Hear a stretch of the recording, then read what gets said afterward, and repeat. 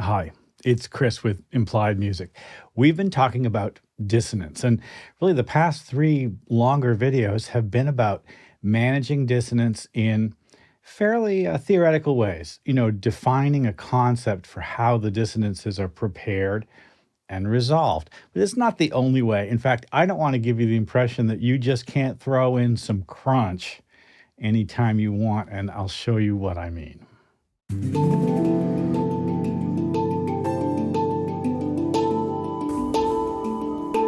Crunch. Okay, listen, if this is the second or third video of mine you've seen and you're getting something out of this channel and you're not subscribed, now's the time to do it. Just pound that subscribe button, as they say. We're building a community of producers and composers, songwriters who are really interested in understanding music theory, conventional music theory, and also some more progressive ideas in order to serve their own interests, in order to help their own music grow. I hope this is music theory for everyone. Well, listen, crunch is something that just happens kind of automatically if you take your hand and just plop it down on the piano, 3 or 4 notes side by each. That's C, D, E. And it's not an unpleasant sound, but it's a little strongly dissonant, right?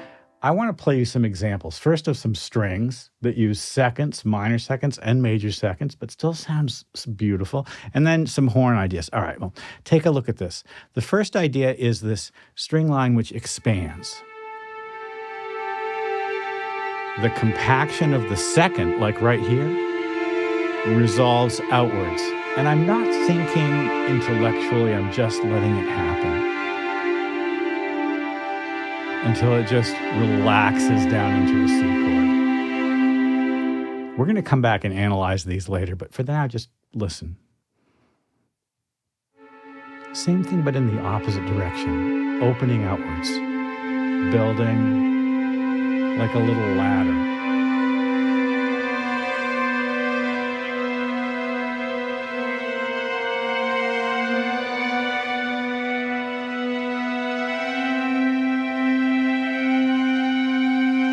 Till we get to a surprising resolution.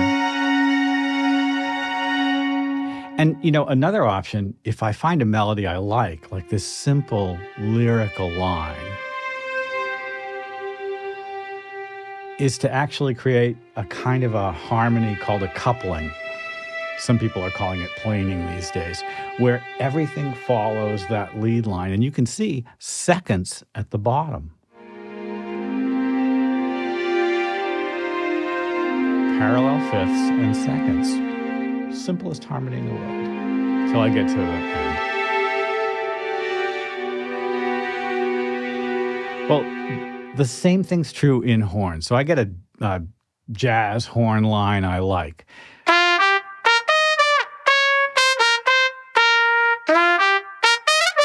And horn players are so used to creating sonorous sounds out of crunchy seconds. So here,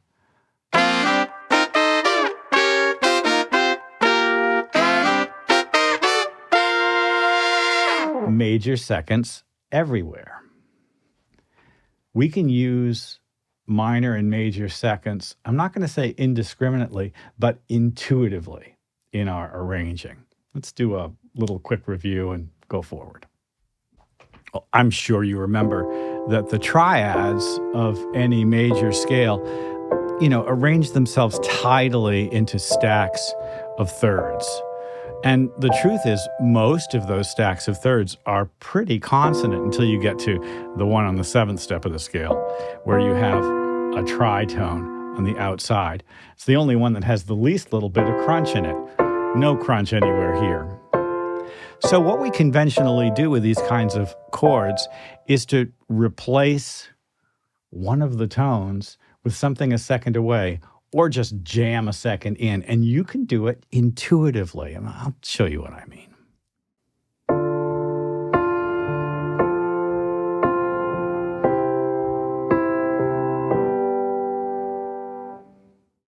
D minor, F, C, G. Now, if I want to make that more interesting, I'm going to add seconds inside it. For instance, this D minor triad could be D minor 9 or D minor add 2. Do you see it? It's really just replacing the D in my right hand with an E. I still have a D in the bass. You're going to have a bass player, right? I can do the same thing when I get to the F chord. I replace the F with a G. So far, I have something which already sounds better.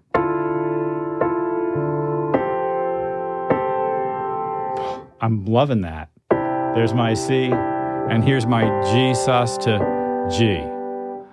Oh man, let's listen to that again. And you can see the seconds, minor seconds sitting in there. Major seconds. Strong sound. Much more interesting. You hear this in lots of piano pop. Gorgeous. Now you can do the same thing quite simply with inversions of chords that you like. If I like B flat major 7, for instance, I can observe that the root and the 7th are also a minor second, and I can play my B flat major 7 with the minor second on the bottom. That minor second on the bottom in all three of those chords creates a real crunch. Crunch is dissonance. It's friction, and probably the most important sort of friction we have in conventional music theory is the tritone. The tritone is the interval between the, say, 7th step of the C scale and the 4th step of the C scale. It's not a 5th, it's not a 4th. It's 6 whole steps, and it really wants to do that. It has a strong tendency. Now, when you go with a tendency, the audience feels happy. There's a kind of an expectation, fulfillment that happens. But we don't have to fulfill the audience's expectation. Here's that tritone. And I'm going to add on top of it a major triad. I'm going to do it down here. So that's an A major triad on top of the tritone. Strongly dissonant, crunchy chord.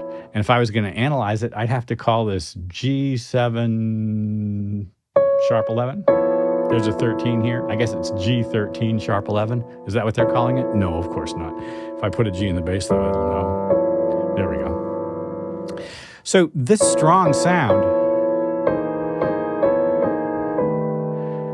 can exist just on its own. And you hear I'm doing it as I did before with the strings, as a coupling. Very powerful sound. It would be very cool in almost any context just because it argues for itself. It's a sonority which you can use just as is. Any collection of notes that you like can be moved around as a coupling. Let's say I like the sound of a stack of fourths like that with a third on top. There's some strongly dissonant ideas in there. For instance, this G, if I folded it down in here, would give me, a crunch there. And really, the E flat is down here. So really what I'm doing is I'm playing this, right? The idea that if you get a sonority that you like and it has some crunch in it, it needs to be like prepared. You need to have some like strong academic, theoretical foundation for why you like it. Can be, I don't know, I guess I will just say corrosive to your creativity. Don't let it stop you if you don't know why you like something. Let's go back and listen to those examples that we had at the top again. So here's the first example, and I think of these kinds of things as little cascades. As the direction of the added notes goes down, second, another second kind of, but it opens to a third, add a second below that, open that to a third. Now I collapse the top note, there's a second. Collapse the middle note, there's another second. Collapse the bottom note, it opens to a third. So I'm going to not talk and let you follow that.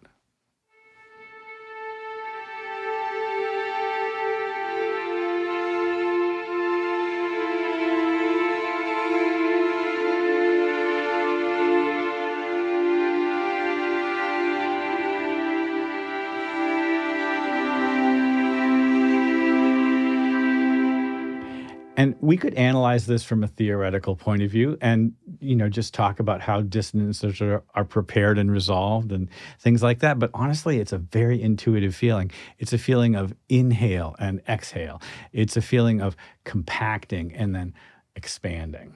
And I think that is really true of most dissonance. Dissonance feels like a tightness. And then when you resolve, there's an expansion. Same thing happens here. Add a second to compact it, and then it resolves. Bring the bottom note up. It's like climbing a ladder.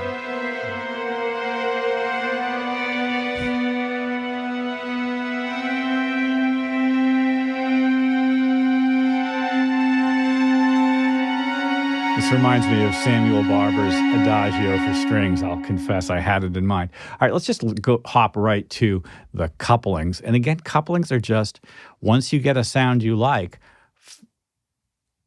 feel free to use it as almost like a single instrument.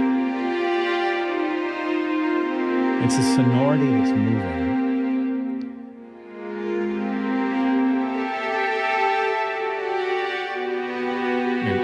I changed the voicing at the end just because I wanted it to have a little flavor, as they say. Well, listen to how these seconds sound in the interior of this.